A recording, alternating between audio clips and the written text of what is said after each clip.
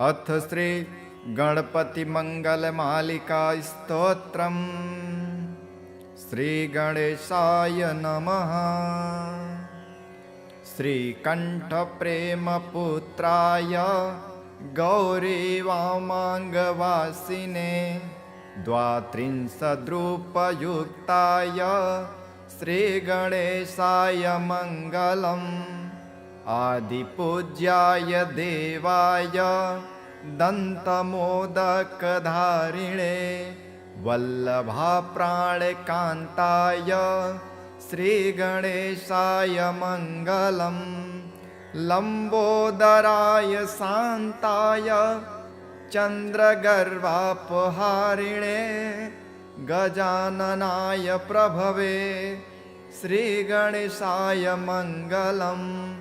पञ्चहस्ताय वन्द्याय पाशाङ्कुशधराय च श्रीमते गजकर्णाय श्रीगणेशाय मङ्गलम्। द्वैमातुराय बालाय हेरम्बाय महात्मने विकटायाखुवाहाय श्रीगणेशाय मङ्गलम्।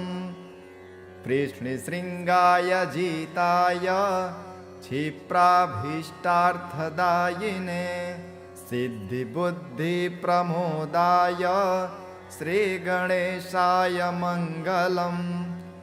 विलम्बे यज्ञसूत्राय सर्वविघ्ननिवारिणे दुर्वादलसुपूज्याय श्रीगणेशाय मङ्गलम्।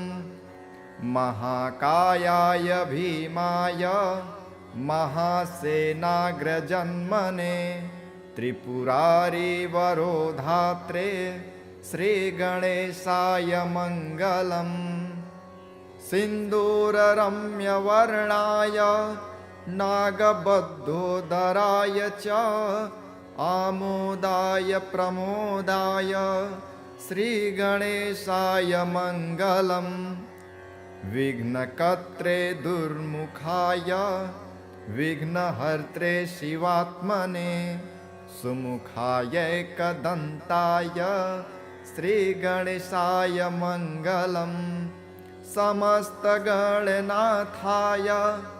विष्णवे धूमकेतवे रक्षाय भालचन्द्राय श्रीगणेशाय मङ्गलम्। चतुर्थीशाय मान्याय सर्वविद्याप्रदायिने वक्रतुण्डाय कुब्जाय श्रीगणेशाय मङ्गलम्। तुण्डिने कपिलाक्षाय श्रेष्ठाय ऋणहारिणे उद्दण्डोदण्डरूपाय श्रीगणेशाय मङ्गलम्। कष्टहत्रे द्विदेहाय भक्तेष्टजयदायिने विनायकाय विभवे श्रीगणेशाय मङ्गलम्। सच्चिदानन्दरूपाय निर्गुणाय गुणात्मने वटवे लोकगुरवे श्रीगणेशाय मङ्गलम्। चिरामुण्डासुपुत्राय प्रसन्नवदनाय च श्रीराजराजसेव्याय श्रीगणेशाय मङ्गलम्। श्रीचामुण्डा कृपापात्र श्रीकृष्णेन्द्रविनिर्मितां विभूतिमातृकारम्य कल्याणैश्चर्यदायिनम् श्रीमहागणनाथस्य शुभामङ्गलमालिकां यः पठेत् सततं वाणीं लक्ष्मीं सिद्धिमवाप्नुयात्। श्रीकण्ठप्रेमपुत्राय गौरी वामांगवासिने द्वात्रिंशद्रूपयुक्ताय श्रीगणेशाय मङ्गलम्। आदिपूज्याय देवाय दन्तमोदकधारिणे वल्लभाप्राणकान्ताय श्रीगणेशाय मङ्गलम् लम्बोदराय शान्ताय चन्द्रगर्वापहारिणे गजाननाय प्रभवे श्रीगणेशाय मङ्गलम् पञ्चहस्ताय वन्द्याय पाशाङ्कुशधराय च श्रीमते गजकर्णाय श्रीगणेशाय मङ्गलम् द्वैमातुराय बालाय हेरम्बाय महात्मने विकटायाखुवाहाय श्रीगणेशाय मङ्गलम् कृष्णशृङ्गाय जिताय क्षिप्राभीष्टार्थदायिने सिद्धिबुद्धिप्रमोदाय श्रीगणेशाय मङ्गलम् विलम्बे यज्ञसूत्राय सर्वविघ्ननिवारिणे दुर्वादलसुपूज्याय श्रीगणेशाय मङ्गलम् महाकायाय भीमाय महासेनाग्रजन्मने त्रिपुरारिवरोधात्रे श्रीगणेशाय मङ्गलम् सिन्दूररम्यवर्णाय नागबद्धोदराय च आमोदाय प्रमोदाय श्रीगणेशाय मङ्गलम् विघ्नकर्त्रे दुर्मुखाय विघ्नहर्त्रे शिवात्मने सुमुखाय एकदन्ताय श्रीगणेशाय मङ्गलम् समस्तगणनाथाय विष्णवे धूमकेतवे रक्षाय भालचन्द्राय श्रीगणेशाय मङ्गलम् चतुर्थी सायमान्याय सर्वविद्याप्रदायिने वक्रतुण्डाय कुब्जाय श्रीगणेशाय मङ्गलम् तुण्डिने कपिलाक्षाय श्रेष्ठाय ऋणहारिणे उद्दण्डोदण्डरूपाय श्रीगणेशाय मङ्गलम् कष्टहत्रे द्विदेहाय भक्तेष्टजयदायिने विनायकाय विभवे श्रीगणेशाय मङ्गलम् सच्चिदानन्दरूपाय निर्गुणाय गुणात्मने वटवे लोकगुरवे श्रीगणेशाय मङ्गलम् चिरामुण्डासुपुत्राय प्रसन्नवदनाय च श्रीराजराजसेव्याय श्रीगणेशाय मङ्गलम् श्रीचामुण्डा कृपापात्र श्रीकृष्णेन्द्रविनिर्मितां विभूतिमातृकारम्य कल्याणैश्चर्यदायिनं श्रीमहागणनाथस्य शुभामङ्गलमालिकां यः पठेत् सततं वाणीं लक्ष्मीं सिद्धिमवाप्नुयात्। श्रीकण्ठप्रेमपुत्राय गौरीवामाङ्गवासिने द्वात्रिंशद्रूपयुक्ताय श्रीगणेशाय मङ्गलम् आदिपूज्याय देवाय दन्तमोदकधारिणे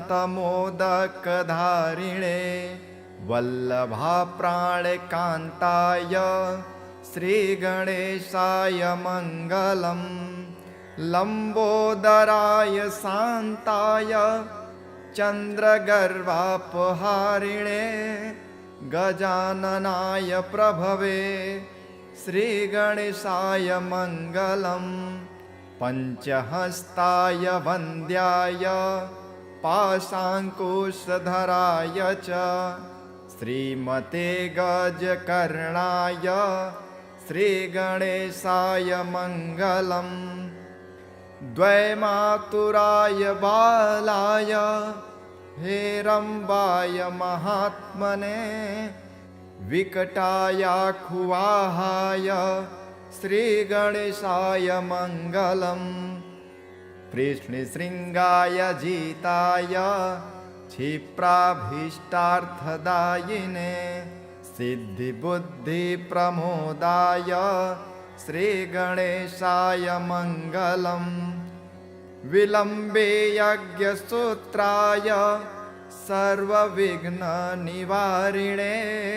दुर्वादलसुपूज्याय श्रीगणेशाय मङ्गलम् महाकायाय भीमाय महासेनाग्रजन्मने त्रिपुरारिवरोधात्रे श्रीगणेशाय मङ्गलम् सिन्दूररम्यवर्णाय नागबद्धोदराय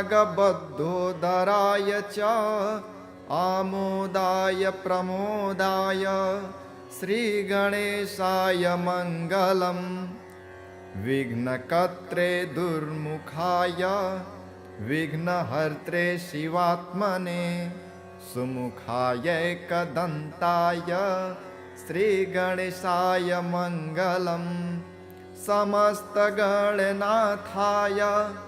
विष्णवे धूमकेतवे रक्षाय भालचन्द्राय श्रीगणेशाय मङ्गलम् चतुर्थीशाय मान्याय सर्वविद्याप्रदायिने वक्रतुण्डाय कुब्जाय श्रीगणेशाय मङ्गलम् तुण्डिने कपिलाक्षाय श्रेष्ठाय ऋणहारिणे उद्दण्डोदण्डरूपाय श्रीगणेशाय मङ्गलम् कष्टहत्रे द्विदेहाय भक्तेष्टजयदायिने विनायकाय विभवे श्रीगणेशाय मङ्गलम् सच्चिदानन्दरूपाय निर्गुणाय गुणात्मने वटवे लोकगुरवे श्रीगणेशाय मङ्गलम् चिरामुण्डासुपुत्राय प्रसन्नवदनाय च श्रीराजराजसेव्याय श्रीगणेशाय मङ्गलम् श्रीचामुण्डा कृपापात्र श्रीकृष्णेन्द्रविनिर्मितां विभूतिमातृकारम्य कल्याणैश्चर्यदायिनं श्रीमहागणनाथस्य शुभामङ्गलमालिकां यः पठेत् सततं वाणीं लक्ष्मीं सिद्धिमवाप्नुयात्। श्रीकण्ठप्रेमपुत्राय गौरीवामाङ्गवासिने द्वात्रिंशद्रूपयुक्ताय श्रीगणेशाय मङ्गलम् आदिपूज्याय देवाय दन्तमोदकधारिणे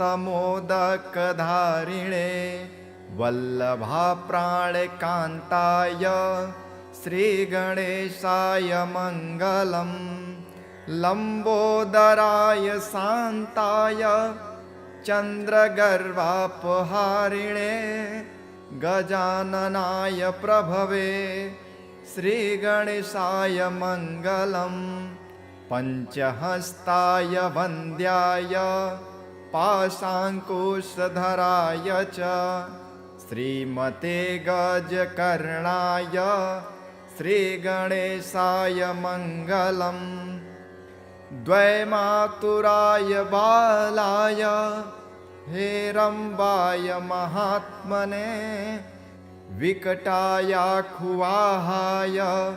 श्रीगणेशाय मङ्गलम् कृष्णशृङ्गाय जिताय क्षिप्राभीष्टार्थदायिने सिद्धिबुद्धिप्रमोदाय श्रीगणेशाय मङ्गलम् विलम्बे यज्ञसूत्राय सर्वविघ्ननिवारिणे दुर्वादलसुपूज्याय श्रीगणेशाय मङ्गलम् महाकायाय भीमाय महासेनाग्रजन्मने त्रिपुरारिवरोधात्रे श्रीगणेशाय मङ्गलम् सिन्दूररम्यवर्णाय नागबद्धोदराय च आमोदाय प्रमोदाय श्रीगणेशाय मङ्गलम् विघ्नकर्त्रे दुर्मुखाय विघ्नहर्त्रे शिवात्मने सुमुखाय एकदन्ताय श्रीगणेशाय मङ्गलम् समस्तगणनाथाय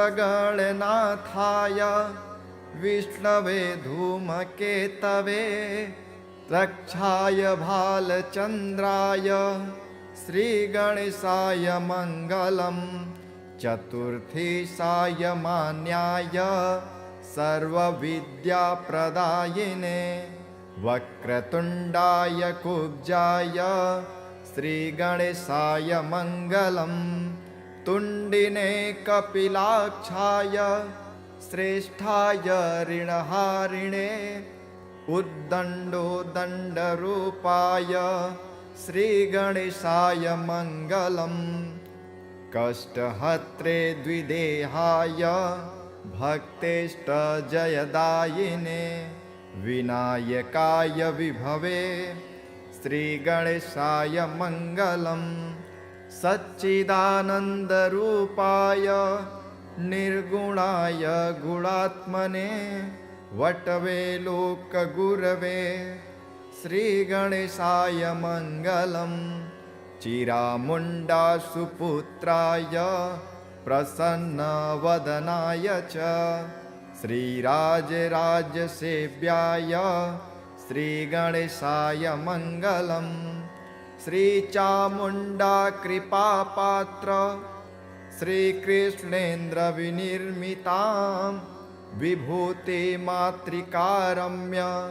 कल्याणैश्चर्यदायिनम् श्रीमहागणनाथस्य शुभामङ्गलमालिकां यः पठेत् सततं वाणीं लक्ष्मीं सिद्धिमवाप्नुयात् श्रीकण्ठप्रेमपुत्राय गौरीवामाङ्गवासिने द्वात्रिंशद्रूपयुक्ताय श्रीगणेशाय मङ्गलम् आदिपूज्याय देवाय दन्तमोदकधारिणे वल्लभाप्राणकान्ताय श्रीगणेशाय मङ्गलम् लम्बोदराय शान्ताय चन्द्रगर्वापहारिणे गजाननाय प्रभवे श्रीगणेशाय मङ्गलम् पञ्चहस्ताय वन्द्याय पाशाङ्कुशधराय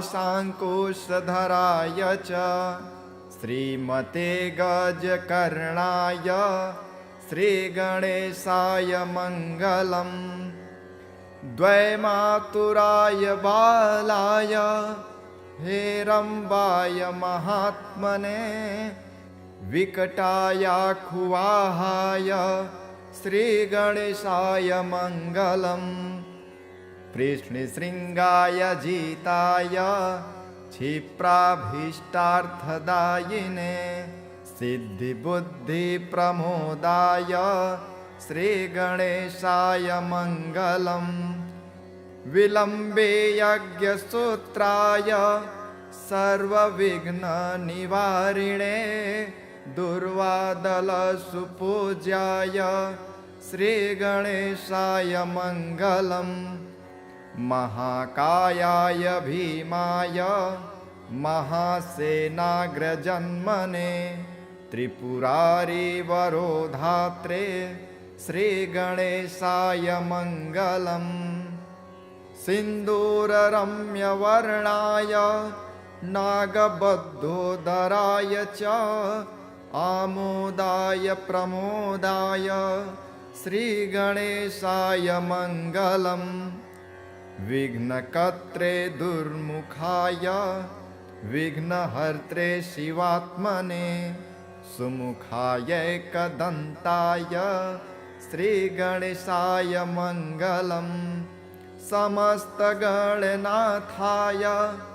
विष्णवे धूमकेतवे रक्षाय भालचन्द्राय श्रीगणेशाय मङ्गलम् चतुर्थी सायमान्याय सर्वविद्याप्रदायिने वक्रतुण्डाय कुब्जाय श्रीगणेशाय मङ्गलम् तुण्डिने कपिलाक्षाय श्रेष्ठाय ऋणहारिणे उद्दण्डोदण्डरूपाय श्रीगणेशाय मङ्गलम् कष्टहत्रे द्विदेहाय भक्तेष्टजयदायिने विनायकाय विभवे श्रीगणेशाय मङ्गलम् सच्चिदानन्दरूपाय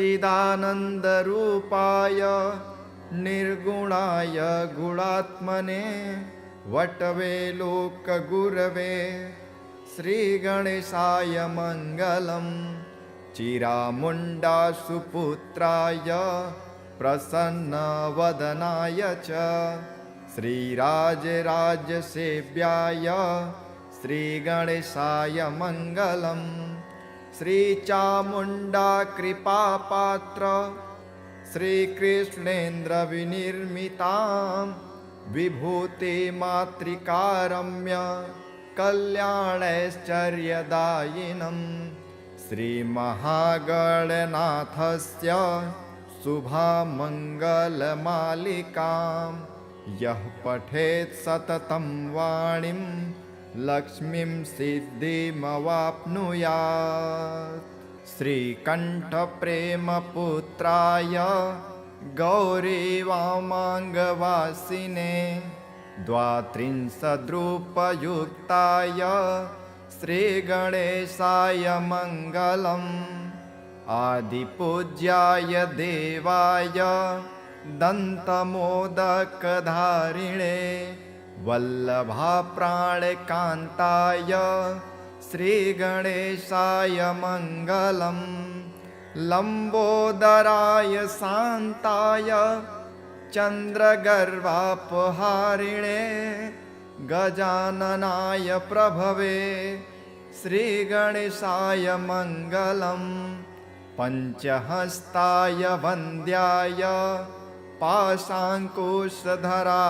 च श्रीमते गजकर्णाय श्रीगणेशाय मङ्गलम् द्वैमातुराय बालाय हेरम्बाय महात्मने विकटायाखुवाहाय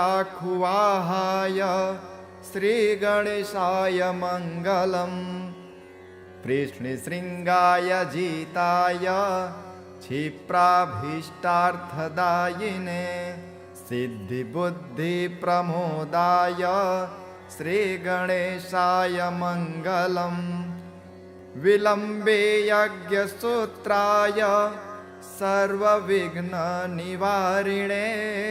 दुर्वादलसुपूज्याय श्रीगणेशाय मङ्गलम् महाकायाय भीमाय महासेनाग्रजन्मने त्रिपुरारी वरोधात्रे श्रीगणेशाय मङ्गलम् सिन्दूररम्यवर्णाय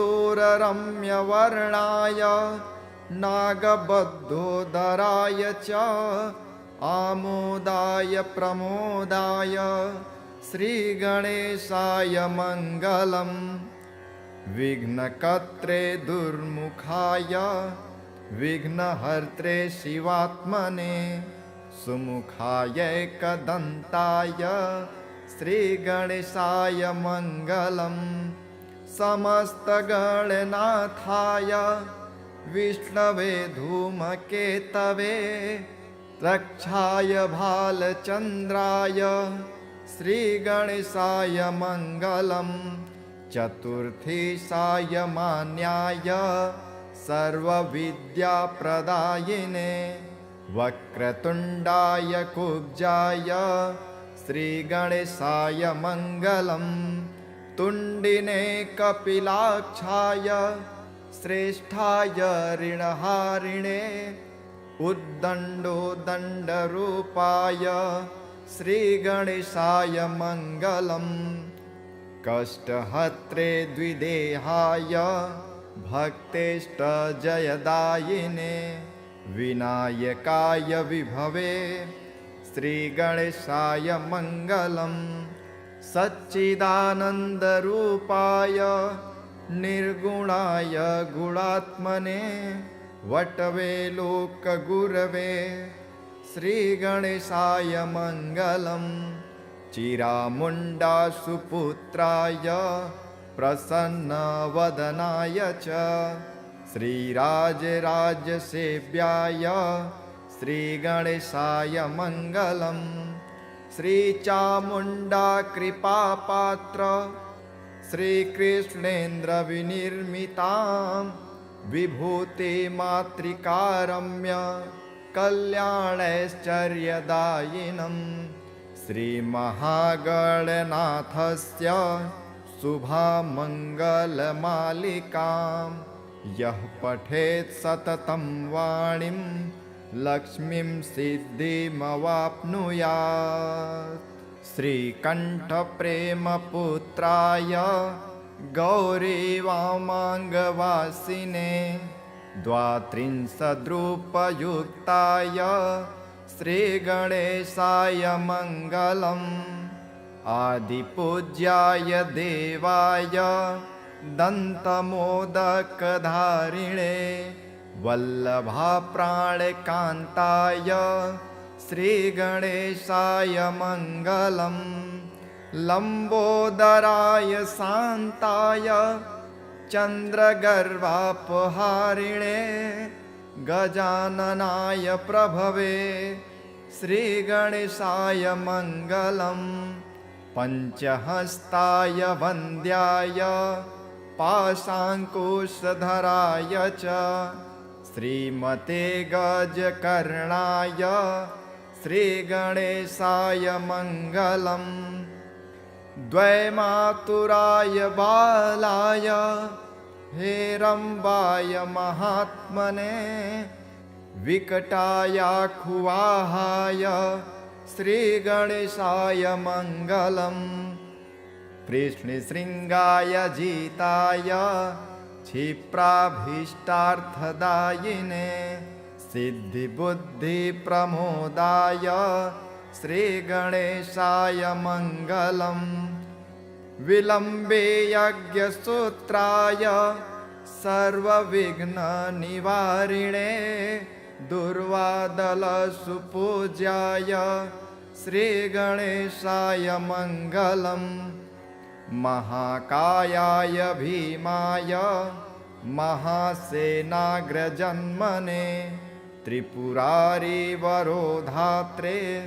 श्रीगणेशाय मङ्गलम् सिन्दूररम्यवर्णाय नागबद्धोदराय च आमोदाय प्रमोदाय श्रीगणेशाय मङ्गलम् विघ्नकर्त्रे दुर्मुखाय विघ्नहर्त्रे शिवात्मने सुमुखायैकदन्ताय श्रीगणेशाय मङ्गलम् समस्तगणनाथाय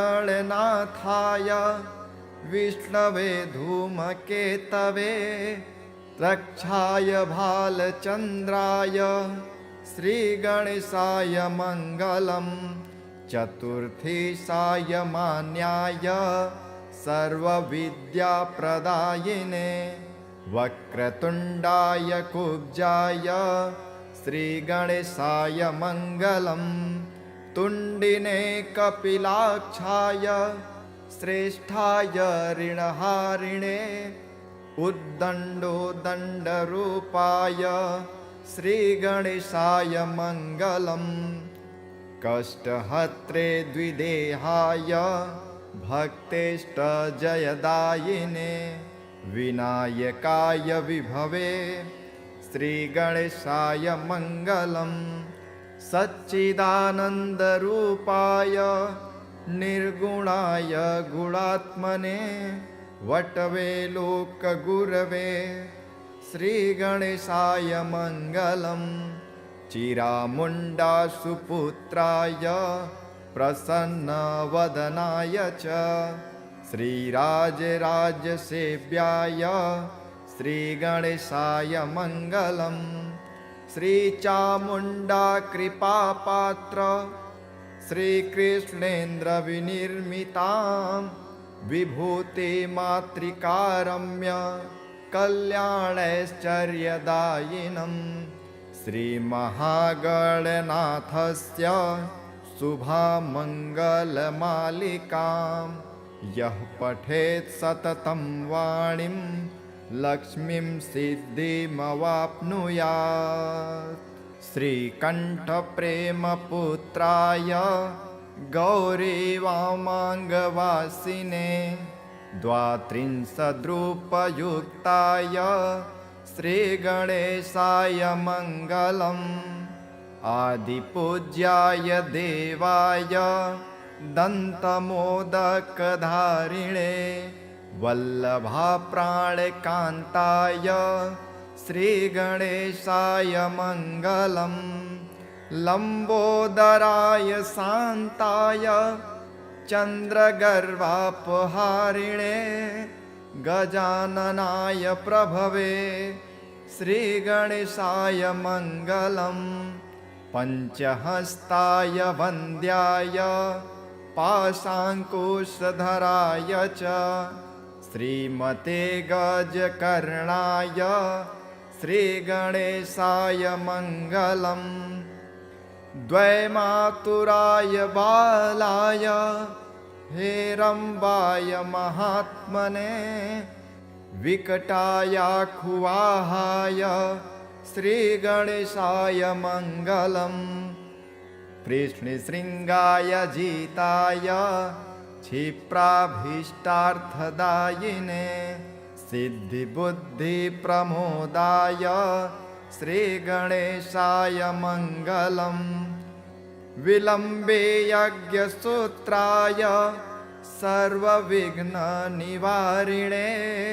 दुर्वादलसुपूज्याय श्रीगणेशाय मङ्गलम् महाकायाय भीमाय महासेनाग्रजन्मने त्रिपुरारिवरोधात्रे श्रीगणेशाय मङ्गलम् सिन्दूररम्यवर्णाय नागबद्धोदराय च आमोदाय प्रमोदाय श्रीगणेशाय मङ्गलम् विघ्नकर्त्रे दुर्मुखाय विघ्नहर्त्रे शिवात्मने सुमुखाय एकदन्ताय श्रीगणेशाय मङ्गलम्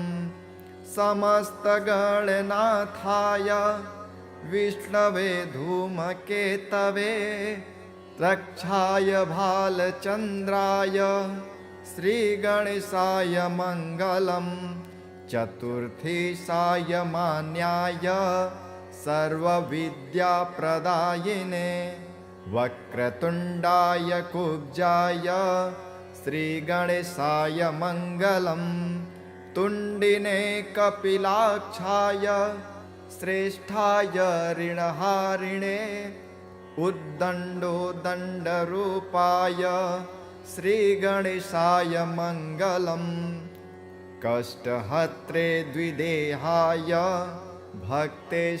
भक्तेष्टजयदायिने विनायकाय विभवे श्रीगणेशाय मङ्गलम् सच्चिदानन्दरूपाय निर्गुणाय गुणात्मने वटवे लोकगुरवे श्रीगणेशाय मङ्गलम् चिरामुण्डासुपुत्राय प्रसन्नवदनाय च श्रीराजराजसेव्याय श्रीगणेशाय मङ्गलम् श्रीचामुण्डा कृपापात्र श्रीकृष्णेन्द्रविनिर्मितां विभूतिमातृकारम्य कल्याणैश्चर्यदायिनं श्रीमहागणनाथस्य शुभामङ्गलमालिकां यः पठेत् सततं वाणीं लक्ष्मीं सिद्धिमवाप्नुयात्। श्रीकण्ठप्रेमपुत्राय गौरीवामाङ्गवासिने द्वात्रिंशद्रूपयुक्ताय श्रीगणेशाय मङ्गलम् आदिपूज्याय देवाय दन्तमोदकधारिणे वल्लभाप्राणकान्ताय श्रीगणेशाय मङ्गलम् लम्बोदराय शान्ताय चन्द्रगर्वापहारिणे गजाननाय प्रभवे श्रीगणेशाय मङ्गलम् पञ्चहस्ताय वन्द्याय पाशाङ्कुशधराय च श्रीमते गजकर्णाय श्रीगणेशाय मङ्गलम् द्वैमातुराय बालाय हेरम्बाय महात्मने विकटायाखुवाहाय श्रीगणेशाय मङ्गलम् कृष्णशृङ्गाय जिताय क्षिप्राभीष्टार्थदायिने सिद्धिबुद्धिप्रमोदाय श्रीगणेशाय मङ्गलम् विलम्बे यज्ञसूत्राय सर्वविघ्ननिवारिणे दुर्वादलसुपूज्याय श्रीगणेशाय मङ्गलम् महाकायाय भीमाय महासेनाग्रजन्मने त्रिपुरारिवरोधात्रे श्रीगणेशाय मङ्गलम् सिन्दूररम्यवर्णाय नागबद्धोदराय च आमोदाय प्रमोदाय श्रीगणेशाय मङ्गलम् विघ्नकर्त्रे दुर्मुखाय विघ्नहर्त्रे शिवात्मने सुमुखाय एकदन्ताय श्रीगणेशाय मङ्गलम् समस्तगणनाथाय विष्णवे धूमकेतवे रक्षाय भालचन्द्राय श्रीगणेशाय मङ्गलम् चतुर्थी सायमान्याय सर्वविद्याप्रदायिने वक्रतुण्डाय कुब्जाय श्रीगणेशाय मङ्गलम् तुण्डिने कपिलाक्षाय श्रेष्ठाय ऋणहारिणे उद्दण्डोदण्डरूपाय श्रीगणेशाय मङ्गलम् कष्टहत्रे द्विदेहाय भक्तेष्टजयदायिने विनायकाय विभवे श्रीगणेशाय मङ्गलम् सच्चिदानन्दरूपाय निर्गुणाय गुणात्मने वटवे लोकगुरवे श्रीगणेशाय मङ्गलम् चिरामुण्डासुपुत्राय प्रसन्नवदनाय च श्रीराजराजसेव्याय श्रीगणेशाय मङ्गलम् श्रीचामुण्डा कृपापात्र श्रीकृष्णेन्द्रविनिर्मितां विभूतिमातृकारम्य कल्याणैश्चर्यदायिनं श्रीमहागणनाथस्य शुभामङ्गलमालिकां यः पठेत् सततं वाणीं लक्ष्मीं सिद्धिमवाप्नुयात्। श्रीकण्ठप्रेमपुत्राय गौरीवामाङ्गवासिने द्वात्रिंशद्रूपयुक्ताय श्रीगणेशाय मङ्गलम्। आदिपूज्याय देवाय दन्तमोदकधारिणे वल्लभाप्राणकान्ताय श्रीगणेशाय मङ्गलम्। लम्बोदराय शान्ताय चन्द्रगर्वापहारिणे गजाननाय प्रभवे श्रीगणेशाय मङ्गलम्। पञ्चहस्ताय वन्द्याय पाशाङ्कुशधराय च श्रीमते गजकर्णाय श्रीगणेशाय मङ्गलम्। द्वैमातुराय बालाय हेरम्बाय महात्मने विकटायाखुवाहाय श्रीगणेशाय मङ्गलम्। कृष्णशृङ्गाय जिताय क्षिप्राभीष्टार्थदायिने सिद्धिबुद्धिप्रमोदाय श्रीगणेशाय मङ्गलम्। विलम्बे यज्ञसूत्राय सर्वविघ्ननिवारिणे दुर्वादलसुपूज्याय श्रीगणेशाय मङ्गलम्। महाकायाय भीमाय महासेनाग्रजन्मने त्रिपुरारिवरोधात्रे श्रीगणेशाय मङ्गलम्। सिन्दूररम्यवर्णाय नागबद्धोदराय च आमोदाय प्रमोदाय श्रीगणेशाय मङ्गलम्। विघ्नकर्त्रे दुर्मुखाय विघ्नहर्त्रे शिवात्मने सुमुखायैकदन्ताय श्रीगणेशाय मङ्गलम्। समस्तगणनाथाय विष्णवे धूमकेतवे रक्षाय भालचन्द्राय श्रीगणेशाय मङ्गलम्। चतुर्थीशाय मान्याय सर्वविद्याप्रदायिने वक्रतुण्डाय कुब्जाय श्रीगणेशाय मङ्गलम्। तुण्डिने कपिलाक्षाय श्रेष्ठाय ऋणहारिणे उद्दण्डोदण्डरूपाय श्रीगणेशाय मङ्गलम्। कष्टहत्रे द्विदेहाय भक्तेष्टजयदायिने विनायकाय विभवे श्रीगणेशाय मङ्गलम्। सच्चिदानन्दरूपाय निर्गुणाय गुणात्मने वटवे लोकगुरवे श्रीगणेशाय मङ्गलम्। चिरामुण्डा सुपुत्राय प्रसन्नवदनाय च श्रीराजराजसेव्याय श्रीगणेशाय मङ्गलम्।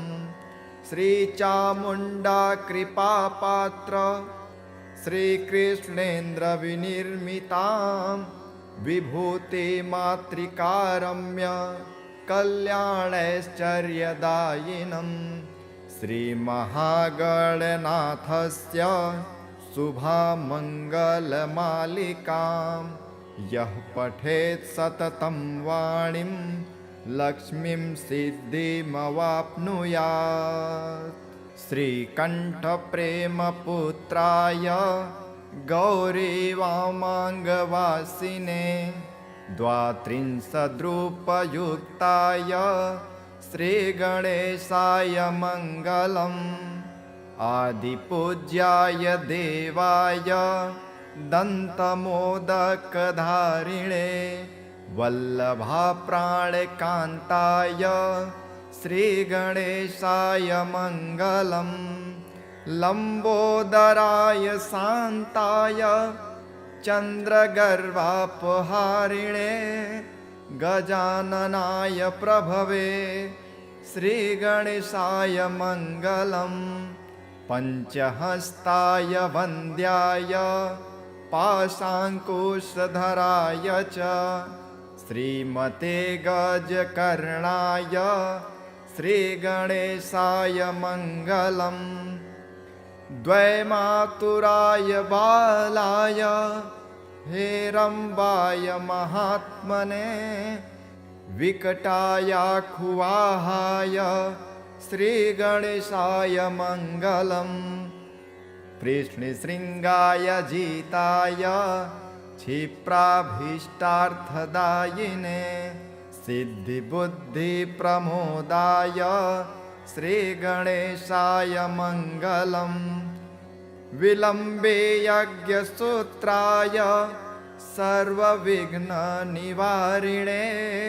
दुर्वादलसुपूज्याय श्रीगणेशाय मङ्गलम् महाकायाय भीमाय महासेनाग्रजन्मने त्रिपुरारिवरोधात्रे श्रीगणेशाय मङ्गलम् सिन्दूररम्यवर्णाय नागबद्धोदराय च आमोदाय प्रमोदाय श्रीगणेशाय मङ्गलम् विघ्नकर्त्रे दुर्मुखाय विघ्नहर्त्रे शिवात्मने सुमुखाय एकदन्ताय श्रीगणेशाय मङ्गलम् समस्तगणनाथाय विष्णवे धूमकेतवे रक्षाय भालचन्द्राय श्रीगणेशाय मङ्गलम् चतुर्थी सायमान्याय सर्वविद्याप्रदायिने वक्रतुण्डाय कुब्जाय श्रीगणेशाय मङ्गलम् तुण्डिने कपिलाक्षाय श्रेष्ठाय ऋणहारिणे उद्दण्डोदण्डरूपाय श्रीगणेशाय मङ्गलम् कष्टहत्रे द्विदेहाय भक्तेष्टजयदायिने विनायकाय विभवे श्रीगणेशाय मङ्गलम् सच्चिदानन्दरूपाय निर्गुणाय गुणात्मने वटवे लोकगुरवे श्रीगणेशाय मङ्गलम् चिरामुण्डासुपुत्राय प्रसन्नवदनाय च श्रीराजराजसेव्याय श्रीगणेशाय मङ्गलम् श्रीचामुण्डा कृपापात्र श्रीकृष्णेन्द्रविनिर्मितां विभूतिमातृकारम्य कल्याणैश्चर्यदायिनं श्रीमहागणनाथस्य शुभामङ्गलमालिकां यः पठेत् सततं वाणीं लक्ष्मीं सिद्धिमवाप्नुयात् इति श्रीकृष्णेन्द्ररचितं श्रीगणपति मङ्गलमालिका स्तोत्रं सम्पूर्णम्।